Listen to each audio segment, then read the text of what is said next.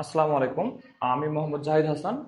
আমরা উত্তরণী স্টাডি কেয়ারের পক্ষ থেকে তোমাদের এসএসসি ব্যাচ যারা তোমরা সামনে জানুয়ারিতে বা ফেব্রুয়ারিতে এসএসসি পরীক্ষা দিবা তাদের জন্য আমরা একটা কমপ্লিট সাজেশনের ব্যবস্থা করছি। তাহলে আমরা একটু পরমাণু মডেল পড়বো, ঠিক আছে? দেখো, পরমাণু মডেল আমি যদি আসি, তাহলে দুইটা পরমাণু মডেল রাদারফোর্ড। একটা হচ্ছে রাদারফোর্ড পরমাণু মডেল।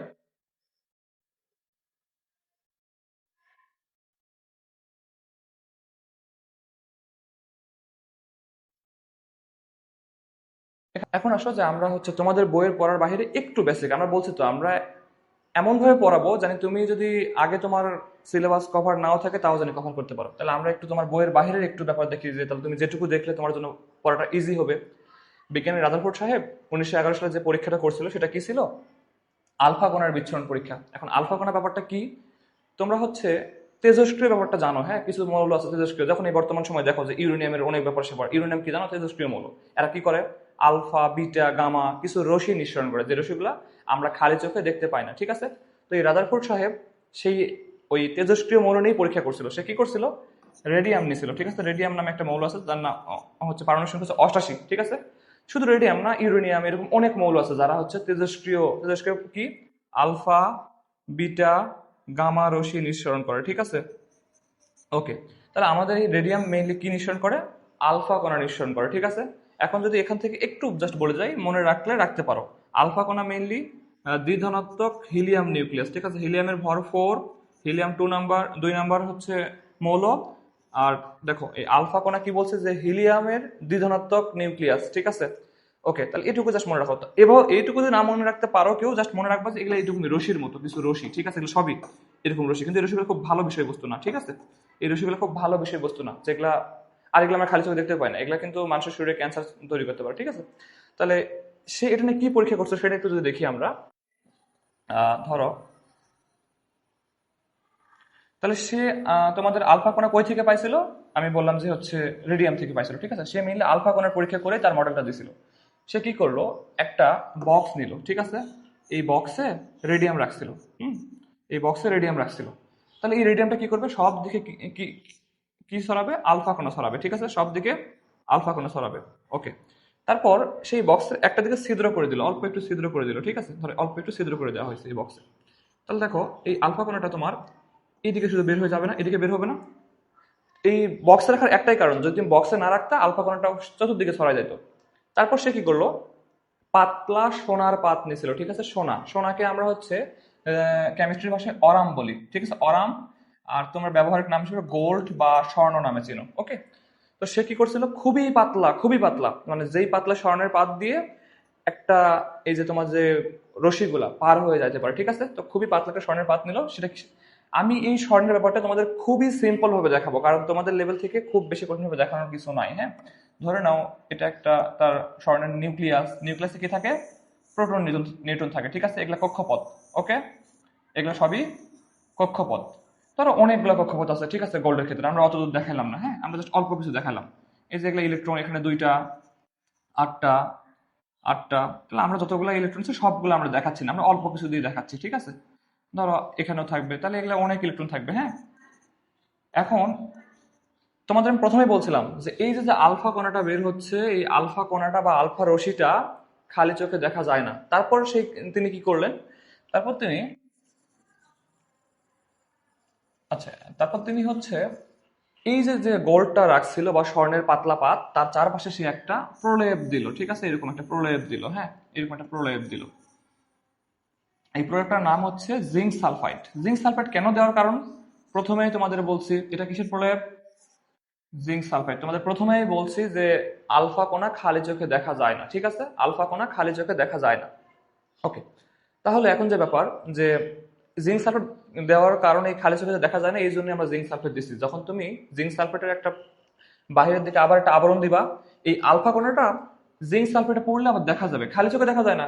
তোমরা জোনাকি পোকা তো দেখছো না?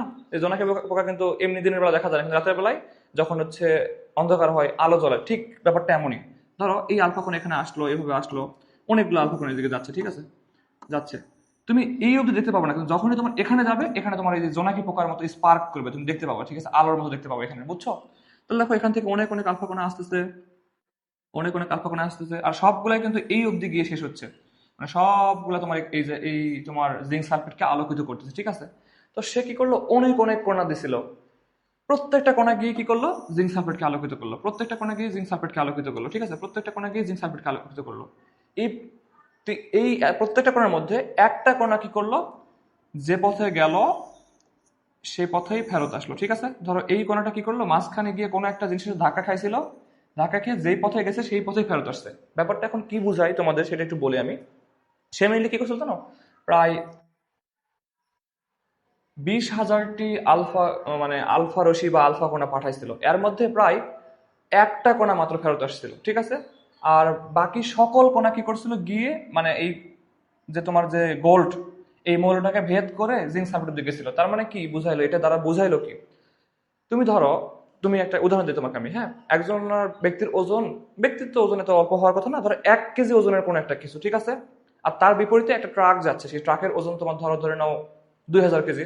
তাহলে তুমি ভাবো তো যে 2,000 কেজির একটা ট্রাক 1 কেজি ওজনের কোনো কিছু ধাক্কা দেয়, সে একদম সামনে থেকে উড়াইয়া চলে যাবে না? ব্যাপারটা এমন, ঠিক আছে। এখানে কি হয়, এই যে আলফা যে কণাটা, এই কণাটা অনেক ভারী, ইলেকট্রনের একটা ভর আছে খুবই ক্ষুদ্র, তোমরা জানো এটা। তো এই যে আলফা কণার ভর, তোমার এই যে আমি যে তোমার তুলনা করালাম যে 1 কেজি আর 2,000 কেজি, প্রায় কত হাজার গুণ আমি বাড়াইছি, 2,000 গুণ বাড়াইছি, ঠিক আছে। তো সেম এখানে তোমার এই যে আলফা কণার যে ভরটা ইলেকট্রনের ভর থেকে অনেক হাজার গুণ বেশি। তো এই জন্য যে এই তোমার তোমরা জানো তো কক্ষপথে কি থাকে, ইলেকট্রন থাকে।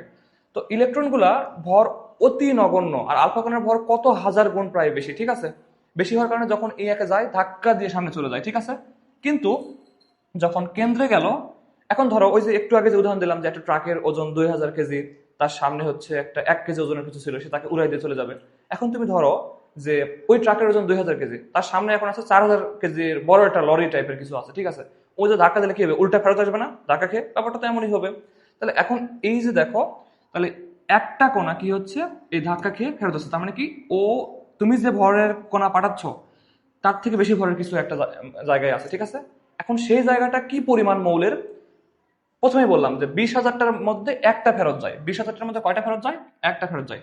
তার মানে ওই একটার জায়গায় বেশি ভর আছে, আর পুরোটা জুড়ে কি আছে, খুবই অল্প ভর। এখান থেকে রাদারফোর্ড সাহেব বলছিল যে পরমাণুর পুরাটা জায়গায় ফাঁকা, সেই ফাঁকা জায়গায় কি আছে, মেনলি ইলেকট্রন আছে। আর ওই যে একটা ফেরত গেল, একটা সে খুবই বিন্দু মাত্র জায়গা, আমি তো অনেক বড় করে দেখাচ্ছি, খুবই বিন্দু মাত্র জায়গায়, যেই বিন্দুতে অনেক ভারী ওজনের কিছু একটা আছে, ঠিক আছে।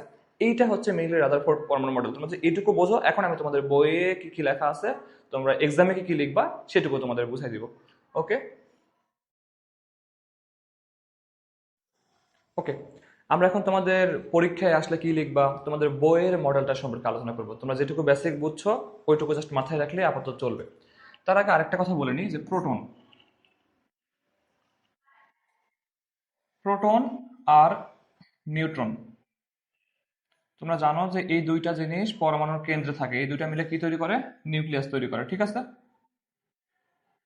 এই দুইটা মিলে কি তৈরি করে, নিউক্লিয়াস তৈরি করে। এই দুইটা পরমাণুর কেন্দ্রে থাকে, আর পরমাণুর কেন্দ্রের চারপাশে কি থাকে, ইলেকট্রন থাকে। একটা পরমাণুর দিকে যদি তুমি তাকাও, ব্যাপারটা এমন হয়, এই কেন্দ্রে কি থাকবে, প্রোটন আর নিউট্রন, আর চারপাশে কি থাকবে, ইলেকট্রন, ঠিক আছে।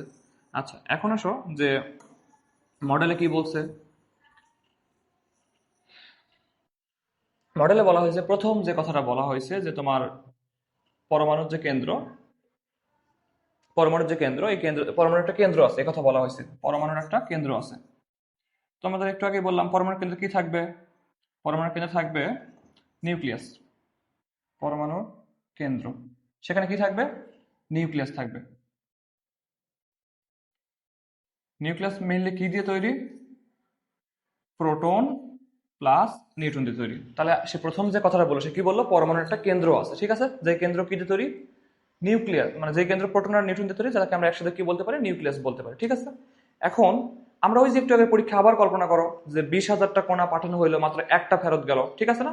তাহলে দেখো, আর বাকি তোমার 19,999টা কি করলো, ইলেকট্রনকে ভেদ করে ওই পাশে গেল। তার মানে আমি তোমাদের প্রথমে বলছিলাম ইলেকট্রনের ভর অতি নগণ্য, ঠিক আছে। তো সে রাদারফোর্ড সাহেব এই কথাই বলছিল যে এই যে নিউক্লিয়াসটা একটা কণা, নিউক্লিয়াসের জন্য একটা কণা ফেরত গেছে, তার মানে কি এইখানে তোমার হচ্ছে পরমাণুর ভরটা সব এখানে থাকবে, ঠিক আছে। আর বাকি যে 19,999টা কণা চলে গেল, সেই পুরো জায়গাটায় কি থাকবে, মেইনলি ইলেকট্রন থাকবে। ওকে, সেই পুরো জায়গাটায় তোমার মেইনলি ইলেকট্রন থাকবে। এখন আসো যে তাহলে আমি কি বলতে পারি যে ইলেকট্রন, আবার দেখো আলফা কোণা ইলেকট্রনকে ভেদ করে চলে গেছে, তার মানে কি ইলেকট্রনের চার্জ, বা চার্জ না মেইনলি ইলেকট্রনের ভরটা আপেক্ষিকভাবে শূন্য, মানে এত নগণ্য ভর এই ভরকে আমরা শূন্য ধরবো, ঠিক আছে? তাহলে প্রথম যে কথাটা তুমি এখানে কি বলবা, প্রথম কথা বলবো যে পরমাণুর একটা কেন্দ্র আছে, যে কেন্দ্র কি দিয়ে তৈরি, প্রোটন আর নিউট্রন দিয়ে তৈরি, যেটাকে আমরা কি বলতে পারি, নিউক্লিয়াস বলতে পারি।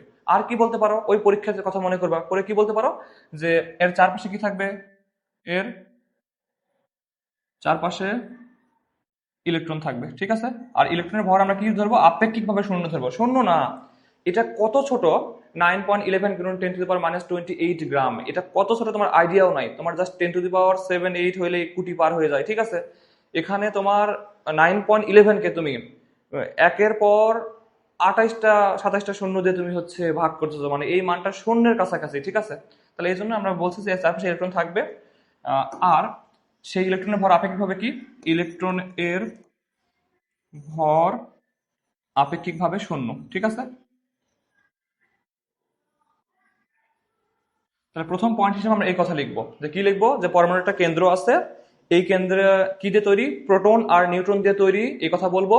তারপর কি বলবো, এর চারপাশে কি থাকবে, ইলেকট্রন থাকবে, আর এই ইলেকট্রনের আপেক্ষিক ভর আম, শূন্য, ঠিক আছে? এটা আমাদের প্রথম পয়েন্ট, তোমরা কিন্তু এটা ইজিলি লিখতে পারবো, জাস্ট ওই আমি আগের যে ঘটনা বুঝলাম এটা মনে করলেই। দেন আসো আমরা সেকেন্ড পয়েন্টে যাবো। সেকেন্ড পয়েন্ট আরো ইজি। তাহলে তোমরা একটু আগেই দেখলা যে ওই একই কথা বারবার আসতেছে, যে তোমাদের হচ্ছে একটা কোণা মাত্র ফেরত গেছিল, আর বাকি 19,999টা কোণায় ইলেকট্রনকে ভেদ করে ওই পাশে গেছিল। তার মানে তুমি বলো তো যে 19,999 অনেক বড় সংখ্যা না? তাহলে এই যে এতগুলো জায়গা জুড়ে আমার কি আছে, ইলেকট্রন আছে। আর খুবই ক্ষুদ্র নগণ্য জায়গা একটা কোণা, তুমি কিন্তু একটা কোণা খুবই ক্ষুদ্র জায়গা, এটা তো আমরা আঁকানোর সময় অনেক বড় জায়গা হয়ে গেছে, মানে একটা কোণা এত ক্ষুদ্র তুমি কল্পনা করতে পারো না কত ক্ষুদ্র, ঠিক আছে? তোমার এটা এক্সাম্পল দেওয়ার মানে কোনো এক্সাম্পলই হয় না, যে তুমি চুলের থেকে ক্ষুদ্র না, তার থেকেও ক্ষুদ্র, অনেক সূক্ষ্ম থেকে সূক্ষ্ম, ঠিক আছে? তাহলে দেখো ওই সূক্ষ্ম বিন্দুতে কি থাকবে, আমার নিউক্লিয়াস থাকবে, আর বাকি যেগুলা গেল অনেক অনেক অনেক হাজার হাজার হাজার হাজার কোণে গেল, এই জায়গাগুলো তোমার কি থাকবে, ইলেকট্রন থাকবে, ঠিক আছে? ইলেকট্রন থাকবে। ওকে, তাহলে আমরা 2 নম্বর পয়েন্টে কি লিখবো, 2 নম্বর পয়েন্টে দেখো তোমরা এই কথা লিখবো যে 2 নম্বর পয়েন্ট, তাহলে 2 নম্বর পয়েন্টে আমরা লিখবো যে হচ্ছে পরমাণুর যে নিউক্লিয়াসটা অত্যন্ত ক্ষুদ্র, এটা তো বুঝলাই। তাহলে যে নিউক্লিয়াসটা কি,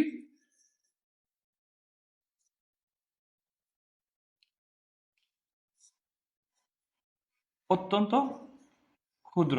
এই ক্ষুদ্র জায়গা কয়টা, ওই একটা কণা যেটুকু জায়গা দখল করে, আর বাকি যে কণাগুলোর কথা বললাম, বা কণা আর আলফা রশ্মি একই ব্যাপার কিন্তু, ঠিক আছে? বাকি যে কণাগুলোর কথা বললাম সেগুলো সবগুলো ভেদ করে যাচ্ছে, তার মানে ওই জায়গাগুলোতে কি আছে, ইলেকট্রন। আর ইলেকট্রনের আমরা আপেক্ষিক ভরকে জিরো ধরছি, তার মানে কি পরমাণুর বেশিরভাগ জায়গায় ফাঁকা, ঠিক আছে? তাহলে 2 নম্বর পয়েন্ট আমরা কি লিখবো, নিউক্লিয়াস অত্যন্ত ক্ষুদ্র এবং পরমাণুর বেশিরভাগ জায়গায় ফাঁকা, পরমাণুর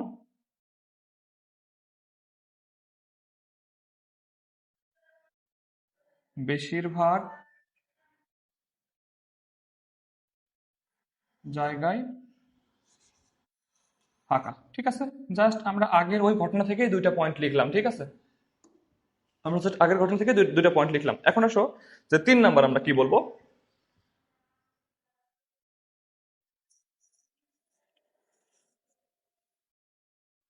জাস্ট তোমরা যে কয়টা কথাই বলো, আমরা জাস্ট ঘুরে ফিরে ওই আগের যে প্রথম ঘটনাটা বলছিলাম আমরা সেটুকুই মনে রাখবো, ঠিক আছে? আমরা সবগুলা ব্যাপারে এভাবেই পড়াবো, যে একটা বেসিক একটু বলবো, সেই বেসিকটা মনে করে করে তুমি সব লিখতে পারবা, ঠিক আছে?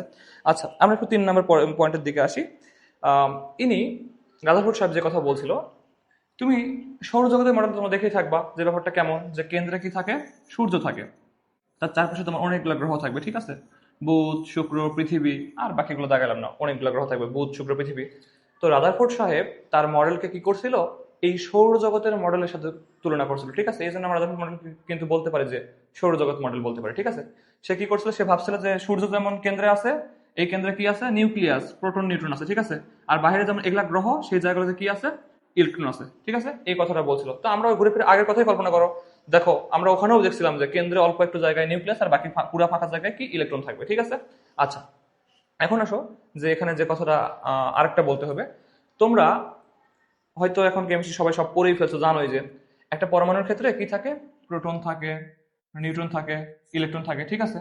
এখন এই প্রোটন নিউট্রন ইলেকট্রন এগুলোর ক্ষেত্রে কি, যে তোমার নিউট্রন সবসময় কি হয়, নিউট্রাল হয়, এন থেকে নিউট্রন, এন থেকে নিউট্রাল, সে না প্লাস সে না মাইনাস। প্রোটন পজিটিভ, ঠিক আছে, ইলেকট্রন কি হয়, নেগেটিভ হয়, ঠিক আছে। তাহলে প্রোটন, নিউট্রনটা কি, নিউট্রাল। তাহলে নিউট্রন নিয়ে আমরা তেমন এখানে কথা বলবো না। মেইনলি দেখো প্রোটন আর ইলেকট্রন পজিটিভ নেগেটিভ, ঠিক আছে।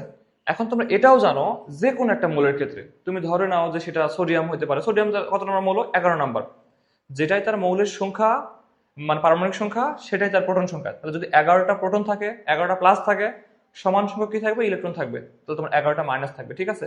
শুধু এই না, তোমাদের প্রোটন আর ইলেকট্রনের তুমি হচ্ছে যদি যেহেতু তোমার ইয়া হচ্ছে প্লাস মাইনাস সমান সমান হচ্ছে, তার মানে আপেক্ষিক তার মানে কি হচ্ছে, তোমার দুনিয়াতে সকল মৌল নিউট্রাল অবস্থায় থাকবে, ঠিক আছে। প্লাস মানে সব তো কেটেই যাচ্ছে, তার মানে নিউট্রাল না, তো দুনিয়ার সকল মৌলগুলো কেমন অবস্থা থাকবে, নিরপেক্ষ অবস্থায় থাকবে। আপেক্ষিকভাবে চার্জ কি হবে, শূন্য হবে। তাহলে আমি 3 নম্বর পয়েন্টে কি কি বলবো, এই যে এতক্ষণ যা বললাম সেটুকু বলবো। প্রথমে কি বলবো, জাস্ট আমি অল্প করে ওয়ার্ড লিখি, কারণ তুমি এই ওয়ার্ড থেকে পরবর্তীতে এমনি নিজের মতো করে বানায় লিখতে পারবা। মানে তোমাকে ব্যাপারটা এমন না যে হুবহু বইয়ের মতো লেখা লাগবে, মেইন ওয়ার্ড থাকার পরে ওই ওয়ার্ডে তুমি স্পেসিফিক বর্ণনা দিচ্ছ কিনা এটা ইম্পর্টেন্ট। তুমি 3 নম্বর পয়েন্টে যদি বলো যে রাদারফোর্ড সাহেব সৌরজগতের মডেলের সাথে আহ সৌরজগতের মডেলের সাথে তার পরমাণুকে কল্পনা করছিল বা তুলনা করছিল, সে বলছিল যে কেন্দ্রে কি আছে, সূর্যের মতো কেন্দ্রে নিউক্লিয়াস আছে, যার চারপাশ দিয়ে গ্রহের মতো ইলেকট্রন আছে। আর তারপর সে কি বলছিল, যে যে কয়টা প্রোটনের যে কয়টা ধনাত্মক চার্জ থাকে, প্রত্যেকটা মধ্যে তার সমান সংখ্যক ইলেকট্রনের নেগেটিভ চার্জ থাকে। তার মানে কিভাবে, প্রত্যেকটা হচ্ছে চার্জ নিরপেক্ষ, ঠিক আছে। তাহলে আমি দুটো কথা এখানে লিখে দিচ্ছি, জাস্ট কি সৌরজগৎ ওয়ার্ডটা লিখে রাখতেছি, সৌরজগৎ আর কি চার্জ নিরপেক্ষ। তাহলে এই দুইটা ওয়ার্ড তুমি মনে রাখলেই তুমি কিন্তু বর্ণনা করতে পারবে, ঠিক আছে। কখনোই কোনো স্যার এক্সাম হলে চায় না যে তুমি হুবহু বইয়ের মতো লিখো, ঠিক আছে। তুমি মেইন কথা লিখতেছো কিনা, দিস ইজ ইম্পর্টেন্ট, ওকে। আচ্ছা, এখন এসো যে আরেকটা কথা এখানে বলা হয়েছে, আমাদের 3টা স্বীকার্য চলে গেছে, বা 3টা তার সে 3টা কি কথা বলছিল সেটা চলে গেছে। এখন দেন হচ্ছে আমরা আর একটা বলে রাদারফোর্ড, ওই একটাই শেষ, আমাদের আরেকটা কথা বলে রাদারফোর্ড মডেল যা যা বলছিল শেষ, তারপর আমাদের সীমাবদ্ধতা পড়তে হবে, ঠিক আছে। তাহলে এখন আসো যে 4 নম্বর সে কি বলছিল, কেন্দ্রমুখী বল নামে একটা কথা বলছিল, ঠিক আছে। কিন্তু এই কেন্দ্রমুখী বলটা কি জিনিস এটা একটু আমরা বোঝার চেষ্টা করব। আমরা আগে 4 নম্বর যে স্বীকার্য বা 4 নম্বর যে পয়েন্ট, এখানে যাওয়ার আগে আমরা কেন্দ্রমুখী বলটা কল্পনা করার চেষ্টা করি। ধরো এটা একটা কেন্দ্র, হ্যাঁ, যে কোনো কিছুর কেন্দ্র। এখান থেকে ধরো তুমি ধরে নাও এটা আমি, ধরো ব্যাপারটা এমন, ধরো এখানে আমি আমার হাতে একটা সুতা বাঁধছি, ঠিক আছে। তোমরা ওই ছোটবেলায় একটা সুতার মাথায় ধরো একটা ঢিল বা যে কোনো কিছু ধরো এরকম নিয়ে ঘুরাইতে পারো না, এরকম ঘুরাইতে তো পারো, তাই না। সবাই করছো এরকম ব্যাপার। তাহলে এই জায়গায় কেন্দ্র তুমি বা আমি আছি, ঠিক আছে। আর তুমি এই তোমার সাথে একটা সুতা নিছো, সুতা নিয়ে সেই সুতার মাথায় একটা যে কোনো কিছু ঢিল বলো, যা কিছু বলো, যা কলম টলম যা মন চাই বেঁধে এরকম ঘুরাও। এই যে ঘোরানোর সময় এই ব্যাপারটা কেমন হয়, এভাবে 4 পাশ দিয়ে ঘোরে না, 4 পাশ দিয়ে কিন্তু ঘোরে, ঠিক আছে। এই যে ঘোরার সময় তুমি একটা জিনিস দেখবা যে ধরো কোনো কারণে তোমার সুতা যদি কখনো ছিঁড়ে যায়, ধরো এই ঘোরানোর সময় তোমার এই জায়গায় এসে কি হয়েছে, সুতাটা তোমার ছিঁড়ে গেছে, হ্যাঁ, ধরো এখানে সুতা ছিঁড়ে গেছে, তাহলে এই বস্তুটা কি হবে, দূরের দিকে ছিটকে যায় পড়বে, তাই না। ধরো এখানে সুতা ছিঁড়ে গেছে সুতাটা, তাহলে এই বস্তুটা কি হবে, দূরের দিকে ছিটকে যায় পড়বে। দেখো তো তুমি যে জায়গা আছে এটা তোমার কেন্দ্র, ঠিক আছে, এটা তোমার কেন্দ্র, ওকে। এই যখন ছিটকে যায় পড়লো, এই ব্যাপারটাকে আমরা কি বলবো, কেন্দ্রের বাহিরের দিকে, এটাকে বলে কেন্দ্র বহির্মুখী বল, ঠিক আছে।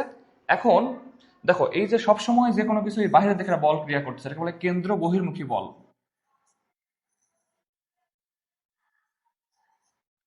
তাহলে এই বাইরের দিকে একটা বস্তু যাচ্ছে যাচ্ছে, এটাকে বলা হয় কেন্দ্র বহির্মুখী বল। আর তুমি সুতাতে টেনে রাখছো না এই বস্তুটাকে তোমার দিকে, তো এই সুতা দিয়ে টেনে রাখছো, হ্যাঁ, তোমার দিকে। এই যে টেনে রাখছো এই ব্যাপারটাকে বলে কেন্দ্রমুখী। টেনে রাখার থেকে নিজের দিকে না, নিজের দিকে, তাহলে এটাকে আমি কি বলবো, কেন্দ্রমুখী বলবো। আর এই বস্তুটা যদি ছিঁড়ে যায় সেই মুহূর্তেই বাইরের দিকে ছিটকে যাবে, এটাকে আমি বলবো কেন্দ্র বহির্মুখী। তাহলে কেন্দ্রের দিকে যে সুতার দিকে যে টান, এটাকে আমি কি বলবো, কেন্দ্রমুখী বলবো বলবো। আর বাইরের দিকে যাতে যাওয়ার যে টান, এটা হচ্ছে কেন্দ্র বহির্মুখী। তাহলে আমাদের কেন্দ্র মুখী বল, ঠিক আছে। তোমরা দেখবা যে তোমাদের বইয়ে কথাটা বলা নাই, আমি তারপরে বলতে চাচ্ছি ব্যাপারটা কি।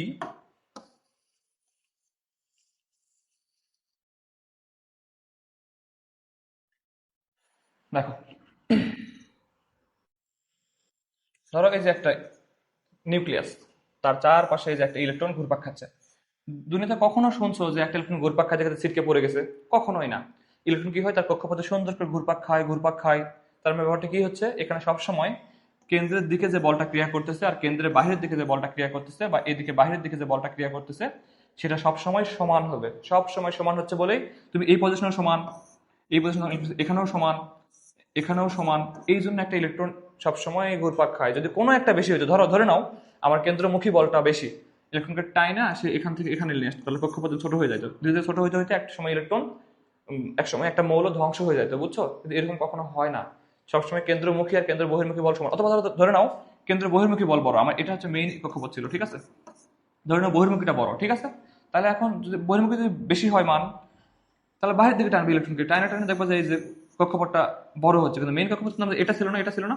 তাহলে অবশ্যই বেশি হওয়া যাবে না, কমও হওয়া যাবে না। যে বেশি কম হয় ইলেকট্রন নিচের দিকে আসবে না উপরের দিকে আসবে। তাহলে অবশ্যই কেন্দ্রমুখী বল আর কেন্দ্র বহির্মুখী বল সমান হবে, কিন্তু তোমাদের বইয়ে এইভাবে বলা নাই। আচ্ছা, না না বলা আছে, ঠিক আছে। দেখো তাহলে যে ব্যাপারে যে কি, যে আমি ভাবছিলাম তোমাদের বই এত ডিটেলসে বলা নাই, কিন্তু দেখো তার মানে অবশ্যই কেন্দ্রমুখী বল আর কেন্দ্র বহির্মুখী বল সমান, যার কারণে একটা ইলেকট্রন সেই কক্ষপথে ঘুরপাক খাবে। হ্যাঁ, তো এই কথাটা জাস্ট এখানে আমি ছোট্ট করে কি লিখবো, কেন্দ্রমুখী কেন্দ্র বহির্মুখী বল সমান, কেন্দ্রমুখী আর কেন্দ্র বহির্মুখী বল সমান। বাকিটা তোমরা নিজের মতো করে লিখবা, যে কেন্দ্রমুখী কেন্দ্রমুখী আর কেন্দ্র বহির্মুখী বল সমান হয়, তাহলে তুমি বলতে পারবা না কি লিখবা, ইলেকট্রনটা একটা নির্দিষ্ট কক্ষপথ দিয়ে ঘুরপাক খাবে, এই কথা বলতে পারবা, ঠিক আছে। তাহলে এই হচ্ছে আমাদের চারটা কথা। জাস্ট আমি একটু একটা করে ওয়ার্ড সামারাইজ করি, তাহলে জানি তুমি একটা ওয়ার্ড দিয়ে বলতে পারো যে আমি কখন কি লিখবো। আমরা যা একটু আগে বলছিলাম সেই ওয়ার্ড গুলো বলবো শুধুমাত্র। তাহলে 1 নম্বর পয়েন্ট আমি জাস্ট, তাহলে এতক্ষণ যা পড়ছো সেটার খুবই সামারাইজ, জাস্ট এই ওয়ার্ডগুলো তুমি যদি মনে রাখো তাহলেই তুমি বলতে পারবা, ঠিক আছে। তো জাস্ট প্রথম ওয়ার্ড আমরা কি মনে রাখবো, যে কেন্দ্রে নিউক্লিয়াস থাকবে, কেন্দ্রে নিউক্লিয়াস। আর হচ্ছে বাকি পুরোটাই ফাঁকা, বাকি পুরো অংশই ফাঁকা। তারপর 2 নম্বরটা আমরা কি বলবো, যে কেন্দ্র নগণ্য বা কেন্দ্র খুবই ক্ষুদ্র।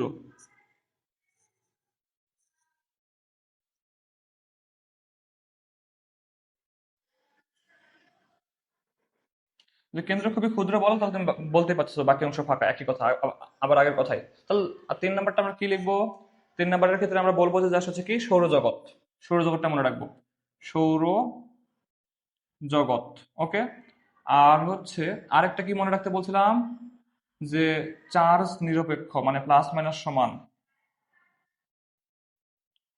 আর 4 নম্বর পয়েন্টে একটা কথাই মনে রাখবো, কেন্দ্রমুখী কেন্দ্র বহির্মুখী বল সমান। জাস্ট এইটুকু লিখলেই তুমি কেন্দ্রমুখী কেন্দ্র বহির্মুখী বল সমান, জাস্ট এই কয়টা ওয়ার্ড তুমি যদি মনে রাখতে পারো তাহলেই তুমি রাদারফোর্ড পরমাণু মডেল বর্ণনা করতে পারো। তুমি যদি এখানে এই ওয়ার্ডটা মনে রাখো, তারপর বাকিটা বলতে পারবা, নিউক্লিয়াস প্রোটন নিউট্রন দিয়ে তৈরি, ফাঁকা অংশ, তারপর কেন্দ্র ক্ষুদ্র, এখানে সব ভর থাকে, সৌরজগৎ গ্রহের মতো, চার্জ নিরপেক্ষ, প্লাস মাইনাস সমান, কেন্দ্রমুখী কেন্দ্র বহির্মুখী বল সমান, তার মানে একই কক্ষপথে ঘুরবে। ঠিক আছে, এইটুকুই তোমাদের রাদারফোর্ড পরমাণু মডেল সম্পর্কে ছিল।